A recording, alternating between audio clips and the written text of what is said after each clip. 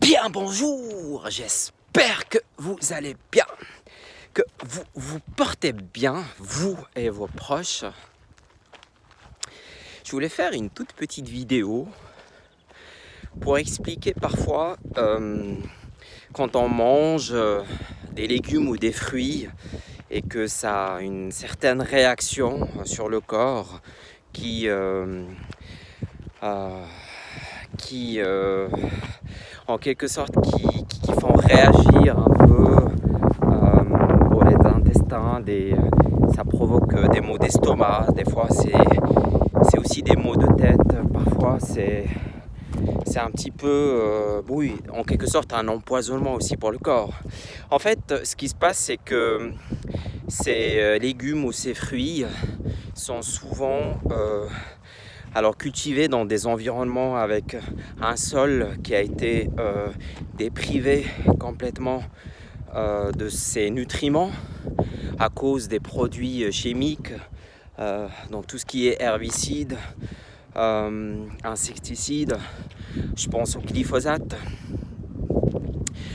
Donc comme c'est des éléments vivants, ce qui se passe avec quand on introduit des éléments chimiques dans le sol, ces éléments vivants deviennent en quelque sorte un peu malades, un peu comme un être humain qui est en quelque sorte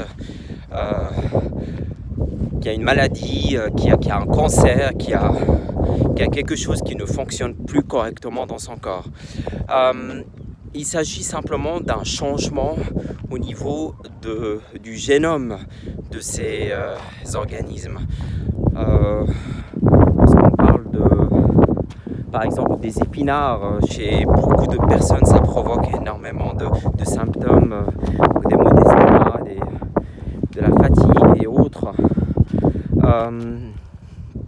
Ce n'est pas le produit lui-même qui provoque ça, mais c'est souvent la réaction chimique, le bout de code, si j'ose dire, chimique qui a été embarqué dans ces éléments de nutriments. Comme on absorbe ces légumes et ces fruits, on absorbe avec le bout de code ou le bout d'ADN qui a été modifié et en quelque sorte on absorbe notre ADN.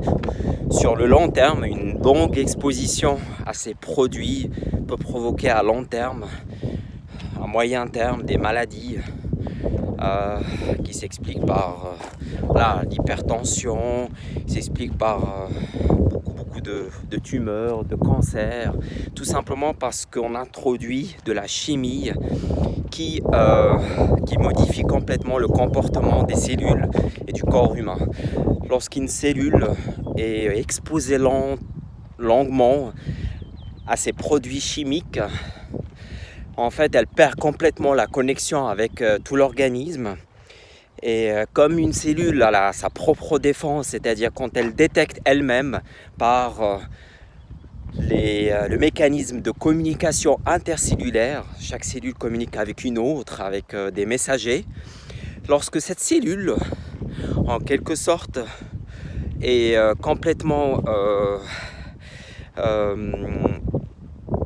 perturbée dans son fonctionnement, en fait, elle n'a plus ce message, elle ne peut plus recevoir ce message pour s'autodétruire. Lorsqu'une cellule n'est plus fonctionnelle, dans un état normal du corps, elle s'autodétruit. Quand il y a de la modification chimique de l'extérieur par des médicaments, par des herbicides, par des composants chimiques, eh bien cette cellule, elle perd la communication avec le reste du corps et au lieu de s'autodétruire, elle se multiplie. Et c'est ce qu'on appelle en quelque sorte une cellule tumeur. La cellule tumeur, c'est une cellule qui n'arrive plus à s'auto-tuer. Elle se réplique pour produire après un cancer. C'est pour ça que c'est hyper important de connaître l'origine de ce que nous mangeons. C'est hyper important de savoir si le sol dans lequel ont été cultivés les fruits et les légumes, c'est un sol sain, c'est un sol qui n'a pas été privé de ces nutriments à cause de ces produits chimiques qui ont tendance aussi à modifier l'ADN du sol. Le sol a son propre ADN. Lorsqu'il est modifié, l'ADN est modifié. Et l'ADN également des fruits et des légumes est modifié. Et cet ADN même que l'être humain au final absorbe à travers l'alimentation, eh bien embarque en lui un ADN et puis modifie son propre ADN. C'est quelque chose qu'on n'a pas l'habitude, ancestralement parlant, de digérer, voire d'intégrer dans notre propre code humain. C'est l'explication des maladies qu'on voit aujourd'hui autour de nous, chez les enfants. L'autisme, on parle de... il y a un enfant parmi 36 aujourd'hui qui naît autiste.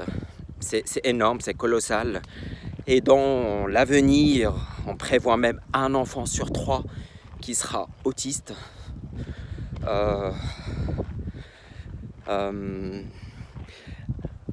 Donc ça devient urgent, ça devient important de surveiller encore une fois son alimentation. Je partage ces infos pas pour faire peur, mais tout simplement pour prendre conscience de tout ça et puis essayer en quelque sorte de surveiller, de regarder, un peu comme si on va acheter une télé. Donc on s'informe dans différents magasins pour savoir quel meilleur prix je peux trouver ou quelle meilleure fonctionnalité je peux trouver. J'achète celle qui convient le mieux pour mes attentes. Voilà, j'espère que ça vous a plu.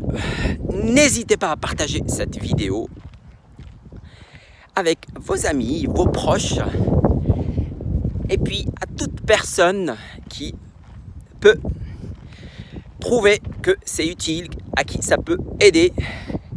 Je vous aime, je vous dis à tout bientôt. Mouah.